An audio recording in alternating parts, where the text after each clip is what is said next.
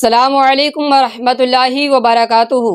दोस्तों, इम्तियाज जलील साहब ने 23 सितंबर को लाखों मुसलमानों के साथ मुंबई की तरफ एक बहुत बड़ी रैली निकाली और दोस्तों इस रैली में मजलिस इत्तेहादुल मुस्लिमीन की नेता वारिस पठान को भी देखा गया है और इस रैली के दौरान वारिस पठान ने भी रामगिरी और नीतीश राणे के सिलसिले में एक बड़ा बयान दिया है।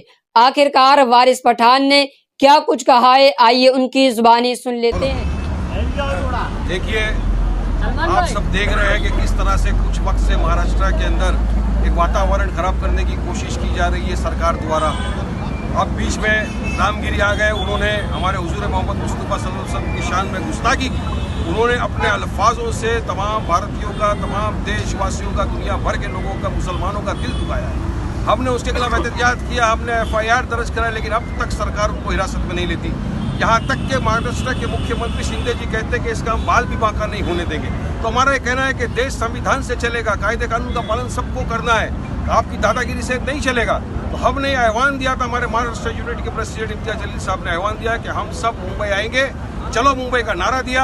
और आज महाराष्ट्र से मुख्तलिफ सियासत के पार्टियों के लोग, तमाम उलेमा इकराम, तमाम जो हुजूर मोहम्मद मुस्तफ़ा सल्लल्लाहु अलैहि वसल्लम की इज्जत करते हैं, जो उनके दिल में बसे, रोम रोम में बसे, शान में गुस्ताखी की गई है किसी, उसके लिए रास्ते पर उतर गए। आज सब आ रहे हैं, चलो मुंबई हम जाएंगे, मंत्रालय में संविधान देंगे। हमारे साथ मुंबई प्रेसिडेंट हमारे रईस लश्करिया साहब है, महिला प्रेसिडेंट हमारी बहन है रिजवाना ईसा जी, हम सब, और पूरा मुंबई आप देखिए सब जमा हो गया, यहाँ पे पूरा महाराष्ट्र के लोग आ चुके हैं। हम ये पैगाम देना चाहते थे कि हम अमन और शांति में यकीन मानते हैं, हम नहीं चाहते कि वातावरण खराब हो। इसलिए संविधान ने जो हमको अधिकार दिया है कि हम पीसफुल प्रोटेस्ट कर सकते हैं, ये हमारा प्रोटेस्ट है, ये हमारा एहतजाज है। हम चाहते हैं कि सरकार फौरन कार्रवाई करे और रामगिरी जैसे लोगों को हिरासत में डाले। उसके बाद वो राणे आ गया, छोटा सा टिल्लू आके बोल रहा है कि तुम्हारी मस्जिदों में घुस घुस के तुमको चुन चुन के मारेंगे। उसके खिलाफ आज तक कोई कदम नहीं उठाया जाता। इतने सारे FIR उसके खिलाफ फाइल हो गए, अब तक उनको अरेस्ट नहीं किया गया होता। अगर ये बात वारिस पठान बोल दिया होता तो अब तक सलाखों के पीछे होता। मगर ये नफरती चिंटू आज भी खुली फिजाओं में घूम रहा है, क्योंकि इसको सरकार का शर है। हम चाहते हैं कि सरकार ऐसे लोगों को उठा के जेल में डाले और महाराष्ट्र का जो वातावरण है उसको बिगड़ने से सरकार बचा ले।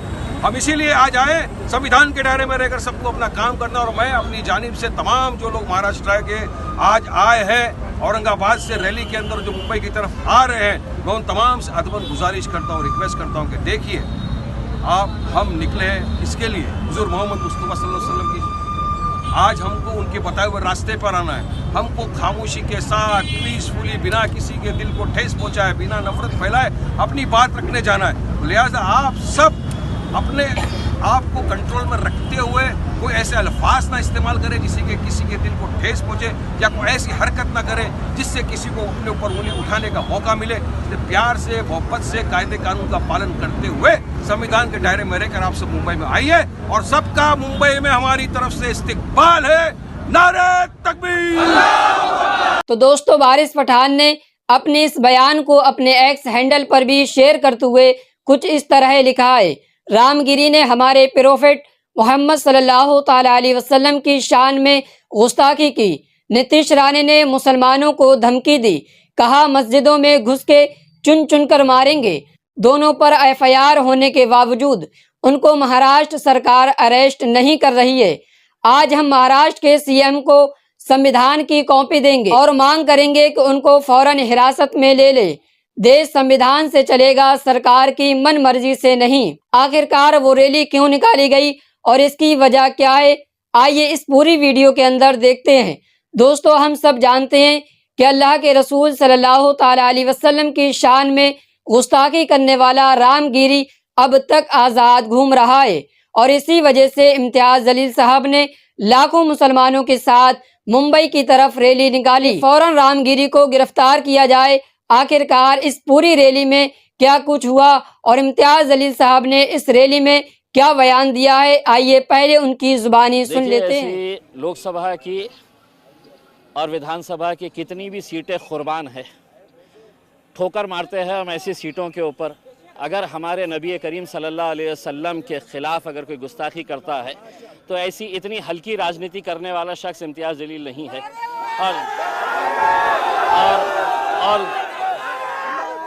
और दूसरी बात यह है कि मुझे राजनीति करने के लिए ये रामगिरी जैसे घटिया लोगों की ज़रूरत कभी नहीं पड़ेगी इंशाल्लाह उसमें। मैं मेरे तौर के ऊपर मुझे मेरे जमहूरी इख्तियार है, मैं सिर्फ ये कहना चाह रहा हूँ, ये मुल्क में कायदा है, क़ानून है और ये संविधान है। अगर ये संविधान के हिसाब से मुल्क नहीं चलेगा तो ऐसे रामगिरी जैसे गुंडे मवालियों के हिसाब से तो देश चल नहीं सकता है, राणे जैसे गुंडे मवालियों के हिसाब से देश चल नहीं सकता है। उसमें मैंने सरकार को वक्त दिया था, टाइम दिया था कि आप इनके ऊपर कार्रवाई करो करके, और उनको एक चेतावनी दे रहा हूं, अगर ज़बान उनके मुंह में है तो उससे बहुत खूबसूरत ज़बान मेरे मुंह में भी है। जिस दिन मैं इस्तेमाल करूँगा, जिस दिन मैं खोलूँगा अपनी ज़बान, तो कोई इनके पास अधिकार नहीं रहेगा मेरे खिलाफ भी कार्रवाई करने के लिए, क्योंकि कायदा कानून सबके लिए बराबर है। उनके लिए कायदा अलग नहीं हो सकता है और मेरे लिए अलग नहीं हो सकता है। इसलिए अगर रामगिरी ये कह रहा है कि मैं राजनीति कर रहा हूँ, तो मैं रामगिरी को सिर्फ इतना कहूँगा कि रामगिरी, तेरे से बोलने तो लगाए थे सरकार ने, तू अपनी जान बचा के रख, क्योंकि यही सरकार तेरी जान के पीछे भी पड़ सकती है और ठिकड़ा हमारे ऊपर फोड़ सकती है। तो तू जब तक जिंदा है उस खौफ में जी कि तेरे अतराफ में जो लोग हैं कब तेरा गेम बजा देंगे, समझ में नहीं आएगा तुझे। तो ये भी कह रहे हैं कि आप जो है राजनीतिक रोटियां सेक रहे हैं इस रैली के बहाने। देखिए, मैंने आपके सवाल का जवाब मैंने इस हिसाब से दे दिया है। ऐसे 50 ओहदे जो है वो हम ठुकराएंगे, हम ठोकर मारते हैं साहब ऐसी सियासत के ऊपर, जहाँ पे आप खुलेआम हमारी ज़िंदगी से भी अजीम है, जिन्हें हम अपनी ज़िंदगी से भी ज़्यादा मोहब्बत करते हैं, हमारे पैगंबर सल्लल्लाहु अलैहि वसल्लम, हाँ, अगर उनके ख़िलाफ़ आप बोलेंगे और मैंने दूसरे राजनीतिक पार्टियों की तरह, नेताओं की तरह घर में बैठा रहूं और सिर्फ निवेदन देता रहूं, तो ये नहीं। मैंने भी बहुत निवेदन दिया। अब मैंने सरकार को कहा कि एक मर्तबा अगर तुम देखना चाहते हैं कि मेरी भी ताकत क्या है, तो अल्हम्दुलिल्लाह ये देख लीजिएगा कि क्या है। दोस्तों, आप सबने सुना कि इम्तियाज़ जलील साहब ने साफ तौर पर ये बात कही कि विधानसभा और विधायक की लाखों कुर्सियों को मैं कुर्बान करने के लिए तैयार हूँ, लेकिन अल्लाह के रसूल सल्लल्लाहु ताला अलैहि वसल्लम की शान में गुस्ताखी बर्दाश्त नहीं कर सकते हैं। दोस्तों, इस रैली में इस नीतीश राणे के खिलाफ भी ये मांग की गई है कि इस शख्स को भी फौरन गिरफ्तार किया जाए। हम सब जानते हैं कि इस नीतीश राणे ने भी कुछ दिन पहले ये बयान दिया था कि हम मुसलमानों को उनकी मस्जिदों में घुसकर मारेंगे। बहरहाल दोस्तों, आप सब लोगों ने इस वीडियो के अंदर देखा कि किस तरह लाखों की तादाद में मुसलमान मुंबई पहुंचे, और सिर्फ मुंबई पहुंचने का एक ही मकसद है कि इस गुस्ताखे रसूल रामगिरी को गिरफ्तार किया जाए। दोस्तों, आप सब ने इस वीडियो के अंदर मजलिस इत्तेहादुल मुस्लिमीन के नेता इम्तियाज़ जलील का भी बयान सुना और वारिस पठान का भी बयान सुना।